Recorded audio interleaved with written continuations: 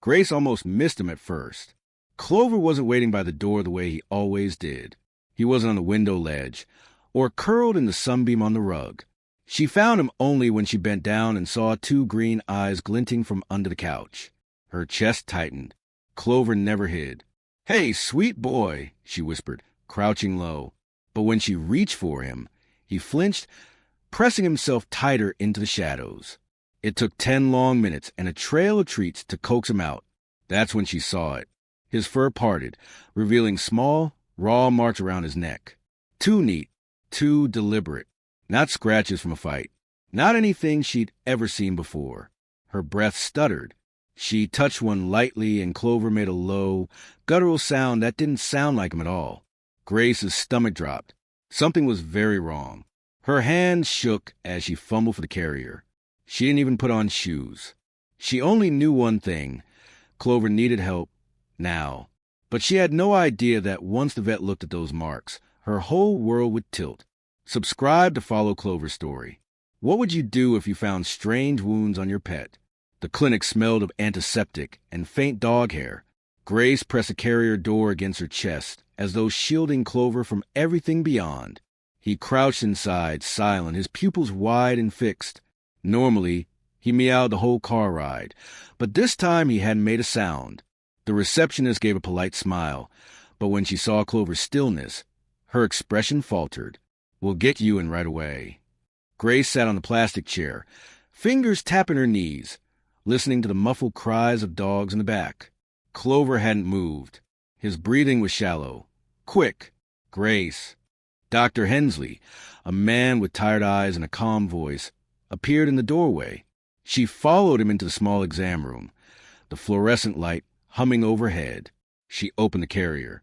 Clover resisted, claws digging into the towel, but Dr. Hensley gently lifted him out, murmuring soft words. Grace watched, her throat tight, as the vet ran his fingers through Clover's fur, parting it carefully. Then he stopped.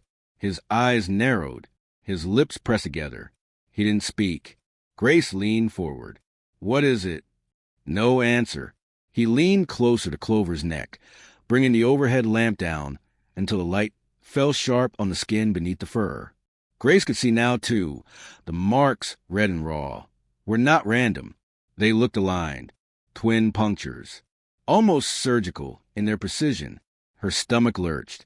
Finally, Dr. Hensley exhaled, a sound of quiet disbelief. "These don't look like an accident." Grace blinked at him. "What do you mean?"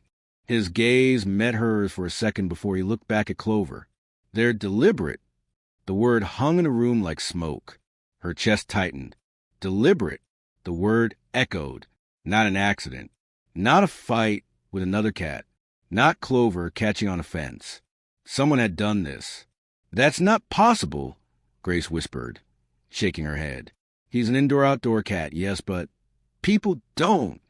Dr. Hensley didn't answer. He was taking photos with his phone now, his brow furrowed. Clover shivered under his touch, pressing against Grace's hand like he was asking her to make it stop. "Is it going to be okay?" she asked, voice breaking. The vet's silence stretched too long. Finally, he said, "We'll clean and treat the wounds." He's strong. "But Grace, I need to ask, has anyone ever threatened Clover?" The question landed like a blow. She thought of the neighbor across the street, Mr. Yarrow. The way he scowled whenever Clover strayed near his garden. The muttered complaints. But threaten? No. People didn't hurt cats in quiet neighborhoods. People didn't. "No," she said firmly, almost too quickly. "No one." But she could feel the lie under her tongue. Dr. Hensley gave a slow nod, as though he didn't quite believe her, and began cleaning the wounds. Clover let out a low cry, his body stiff with pain. Grace gripped his paw, whispering soothing nonsense words. Her eyes stung, but she wouldn't let herself cry in front of him. The vet worked carefully, wrapping Clover's neck with a soft bandage, warning her he'd need antibiotics, monitoring. He said the wounds were shallow but could easily have become infected. Watch him closely. Dr. Hensley told her when he was done, "Don't let him outside until he's healed." He hesitated, then added, "And Grace, if this was caused by someone, it may not stop here. You should be careful." Her mouth went dry. "What are you saying?" But he didn't elaborate. He simply pressed the prescription into her hand and looked at her with a weight she couldn't name. Driving home, the words gnawed at her. Deliberate, careful. The world outside her car window looked the same. Kids biking down sidewalks, sprinklers arching over lawns, neighbors chatting by mailboxes, but everything felt different. When she carried Clover inside, setting him gently on the couch, he immediately curled into a tight ball. His eyes half closed, but his ears twitched at every sound. He was afraid. Grace sat beside him, stroking his fur, her hand trembling. She thought of Mr. Yarrow again. His voice, "Keep that cat out of my yard." She thought of how Clover often disappeared into the dusk, returning with leaves tangled in his fur. She thought of the way her neighbors sometimes glanced at her cat with annoyance. Was it possible? The idea made her sick. But when she closed her eyes at night, she saw the vet's silence more clearly than anything else. The pause before he spoke, the look in his eyes. He knew something, and it terrified her. Outside her window, the street lay still, washed in pale light from the lamps. Clover shifted beside her, letting out a faint, restless sound in his sleep. Grace stayed awake, her ears straining at every creak of the house, every whisper of wind against the siding. For the first time in years, her home didn't feel safe, and neither did the world just beyond her front door. Grace tried to act normal the next morning. She made coffee. She fed Clover, who ate gingerly, his movements stiff in the bandage around his neck. But every small sound in the house made her flinch. The slam of a car door outside, the shuffle of footsteps along the sidewalk. When Clover curled back into his basket, Grace stood by the window, staring out at the row of neat suburban homes. Everything looked ordinary. Children dragged backpacks down driveways. A dog barked 2 streets over. Lawn sprinklers hissed. Yet her chest ached with unease. She noticed him then, Mr. Yarrow, across the street, hunched over his flower bed, his head turned just slightly, as though he wasn't looking at the soil at all, but at her window. Grace froze. His eyes lingered a beat too long before he turned away, plunging his trowel into the dirt. A shiver climbed her spine. That afternoon, she tried to test her suspicion. Carrying Clover's carrier, she walked slowly down the street, stopping to talk with neighbors she barely spoke to otherwise. "Poor thing," Mrs. Klein muttered when Grace explained Clover had been hurt. But the woman's eyes flicked past Grace's shoulder, toward Yarrow's house, before she quickly changed the subject. At the corner, she ran into Mr. Jacobson, who was clipping his hedges. He listened, frowning, but when she asked if anyone had seen anything unusual, his expression shut down. "Not my business," he said flatly. He went back to clipping, the sound sharp in the silence. Grace walked home with the carrier heavy in her arms. Clover shifted uneasily inside, and she whispered, "It's okay, sweetheart. I won't let anyone touch you again." But her words felt like paper walls against a storm. That evening, she left Clover inside and stood in her front yard, pretending to water the flowers. Mr. Yarrow emerged onto his porch. He was tall, his frame wiry but tense, like a rope pulled too tight. He lit a cigarette and leaned against the railing. Their eyes met. "Evening," Grace said, forcing her voice steady. He blew smoke into the air. "Cat of yours been staying out my garden?" The words weren't curious. They were sharp. Grace hesitated. "He hasn't been outside. He's recovering." A smile tugged at the corner of his mouth, but it wasn't kind. "Recovering, huh?" His gaze slid away, toward her house. Probably for the best. Her stomach knotted. She wanted to ask him directly. She wanted to shout, "Did you hurt him?" But the words stuck like stones in her throat. Instead, she nodded stiffly and went inside, heart hammering. That night, she sat in the dark living room, watching the street through the thin curtain. Yarrow's house was silent, his windows dark, but the unease wouldn't leave her chest. In the days that followed, the whispers grew. She heard them at the grocery store, when 2 women leaned close, lowering their voices as she passed. She caught them at the park when a man muttered something under his breath about wandering pets. Even the mailman, who usually scratched Clover's chin when delivering packages, only gave Grace a tight smile now, avoiding her eyes. It was as though the neighborhood had turned inward, closing itself off to her. She tried asking again, quietly, gently, "Did you see anything unusual? Did anyone mention Clover?" But each time, the conversation shifted quickly. People looked away, fiddled with their phones, offered vague words that said nothing. The silence was worse than answers. Grace began to feel it physically, the weight of being watched. Every time she stepped outside, she felt eyes on her. From curtains, from porches, from shadows between houses. Even when no one was there, the sensation clung to her like a second skin. At home, Clover followed her everywhere. He no longer lingered at the windows. He no longer pawed at the door to go outside. He stuck close, his tail brushing against her legs, his eyes wide and searching. It was as if he felt the same unease she did. One evening, as she set his food down, she whispered, "They know something." Her voice cracked in the quiet kitchen. Clover only blinked, slow and steady, as if to say, "I know too." She couldn't prove anything. She couldn't accuse anyone.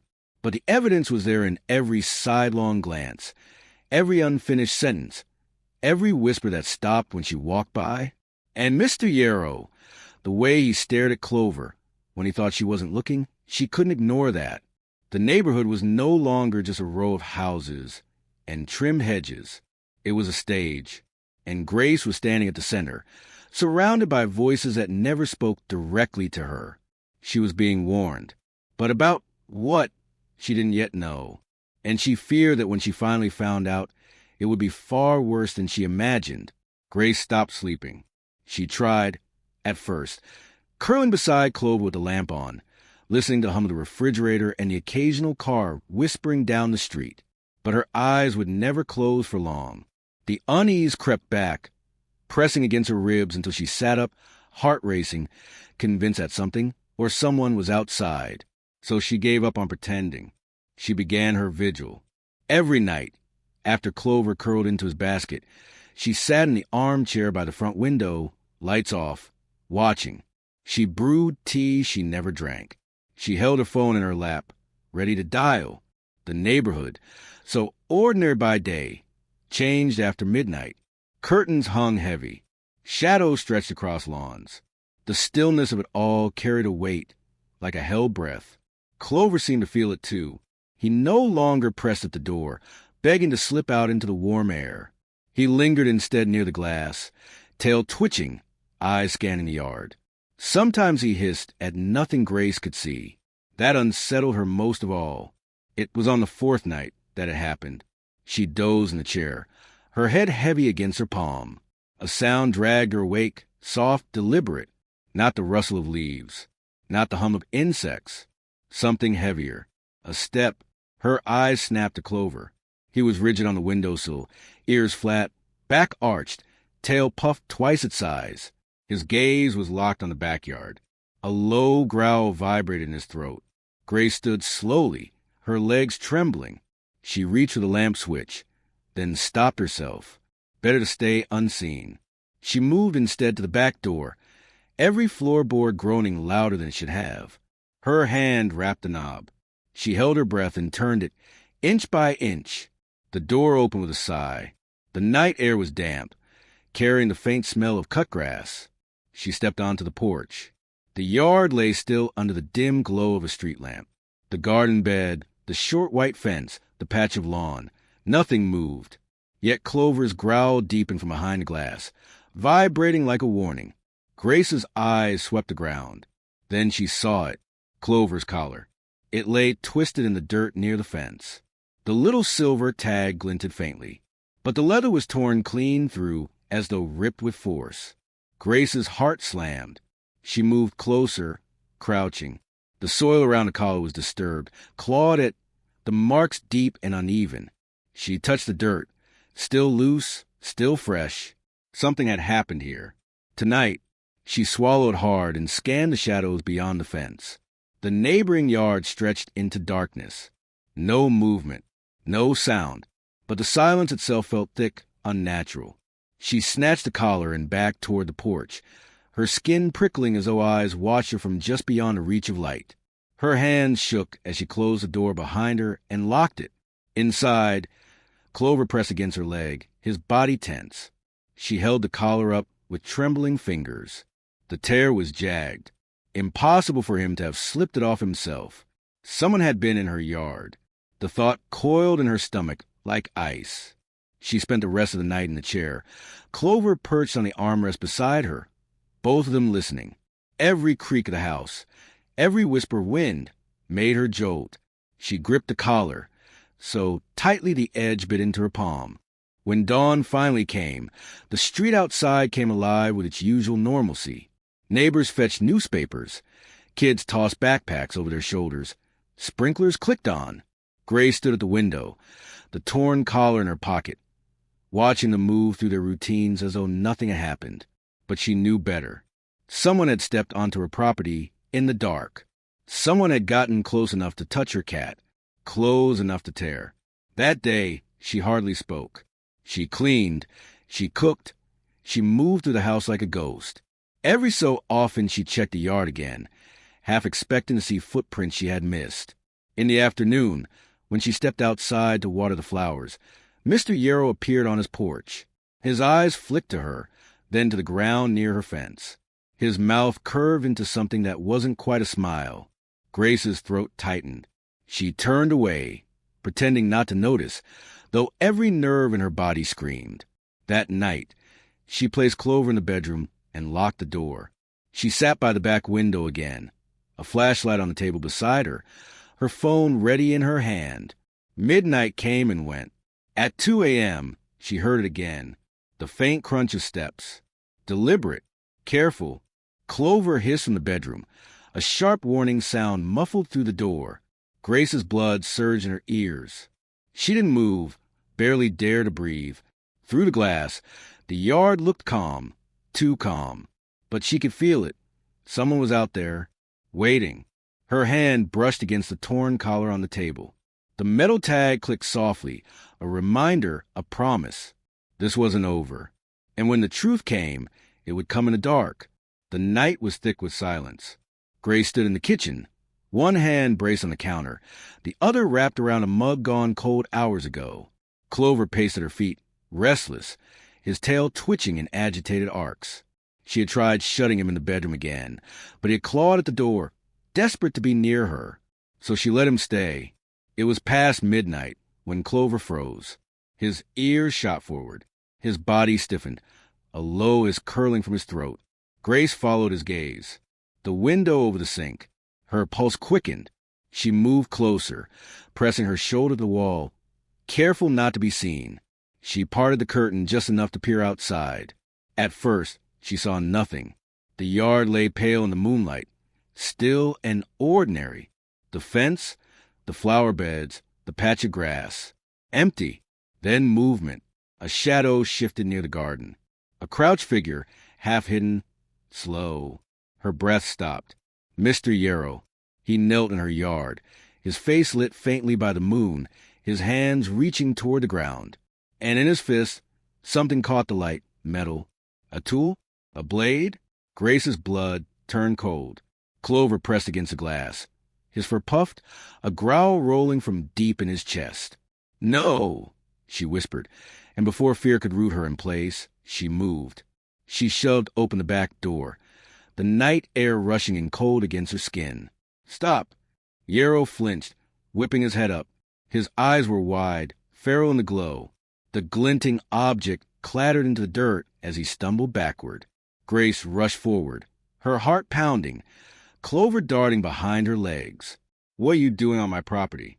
Her voice cracked, louder than she meant, shaking with anger and terror both. Yarrow's breathing came rough, fast. For a moment, she thought he might run, but he didn't.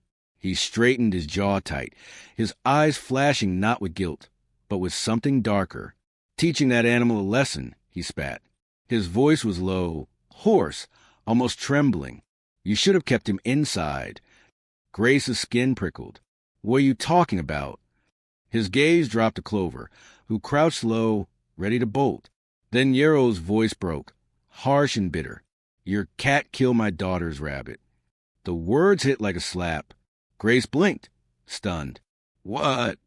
2 weeks ago. His hand trembled as he pointed toward her cat. She found the hutch open, the rabbit gone, all that fur in the yard. I saw your damn cat that night, prowling near the fence. She cried for days, and you just let him keep wandering. His voice cracked, then hardened again, so I'll make sure he doesn't do it again. Grace staggered back a step, disbelief and horror tangling in her chest. Clover pressed against her ankle, warm, alive, trembling. Her mouth went dry. She wanted to scream that it wasn't true, that Clover would never. But she remembered the nights he came home with dirt on his paws, leaves in his fur, the times he dropped feathers by her back door, the wildness in him, under the softness. Could it be? Her throat tightened. Even if it were true, she whispered. He's just a cat. He doesn't understand. You can't.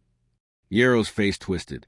Tell that to my little girl when she wakes up crying for her rabbit. Tell her why Clover gets to live when her pet didn't. His voice broke on the word pet, and for the first time Grace saw not only anger, but grief. Raw, consuming grief. The metal glint at his feet caught her eye. She forced herself to look. A pair of garden shears, sharp and open. Not a knife, not a weapon exactly, but in his hand, in her yard, aimed toward Clover. It was enough. Her body trembled. She wanted to call the police, to scream loud enough for every neighbor to hear, to drag Yarrow into the light of his own cruelty. But she saw his eyes again, broken, furious, wounded, and she thought of his daughter, crying into her pillow over a rabbit buried in the yard. The air between them hung heavy. Clover's breathing quick and shallow at her feet. Go home, Grace said, her voice low but firm. You don't touch him. Not again. Yarrow's jaw clenched. For a moment she thought he might fight back, argue, scream.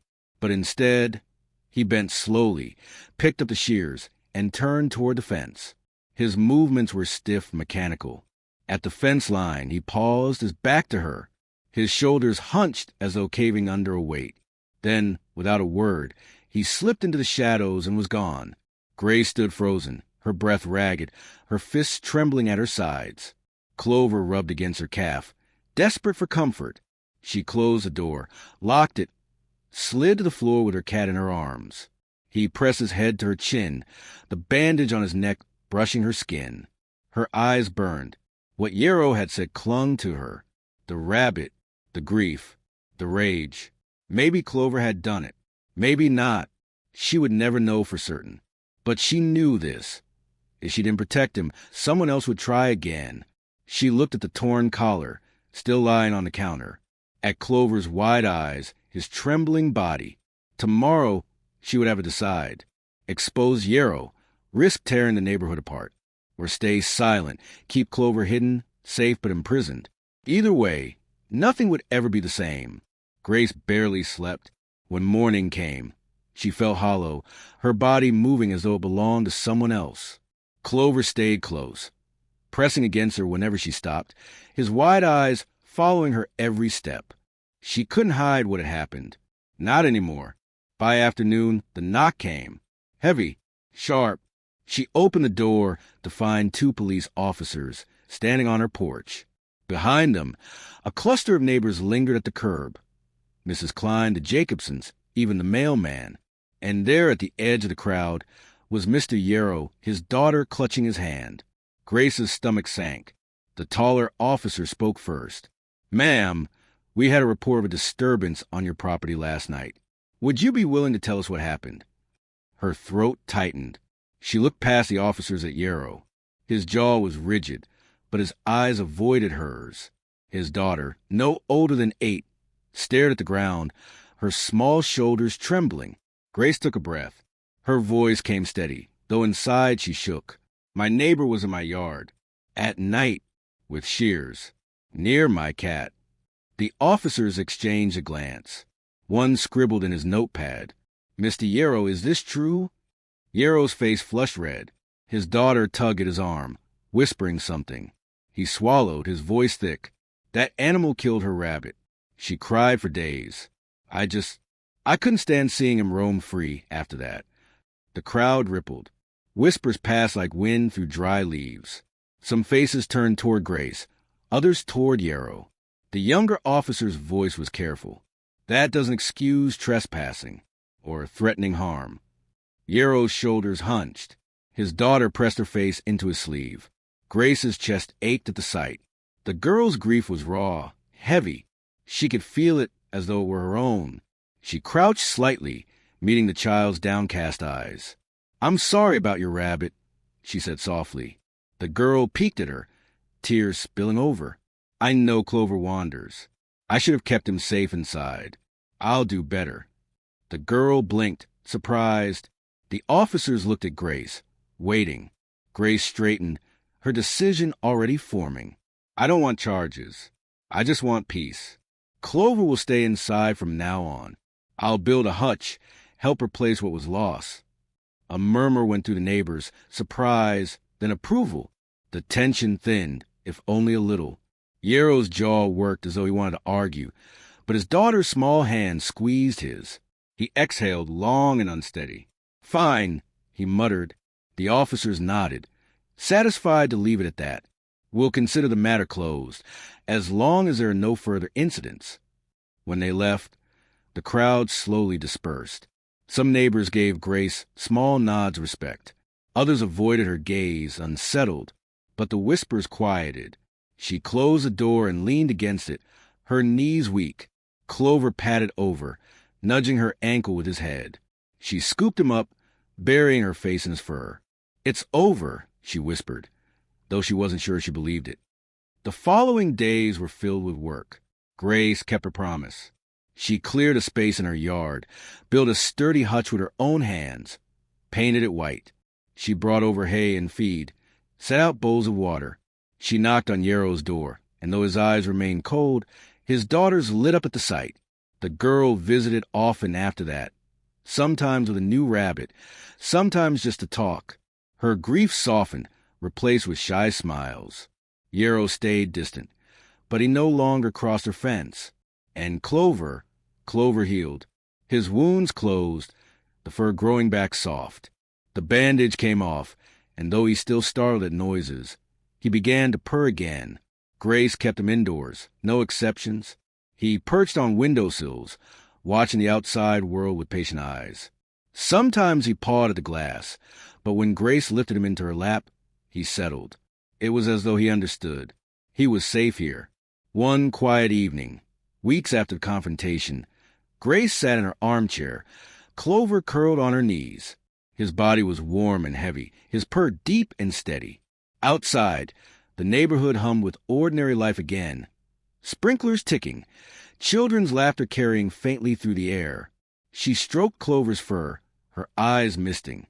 "Family protects each other," she whispered into the stillness. "No matter what." Clover shifted, lifting his head to press against her chin, his eyes closing in trust. Grace held him tighter, and for the first time in a long time, the house felt like home again,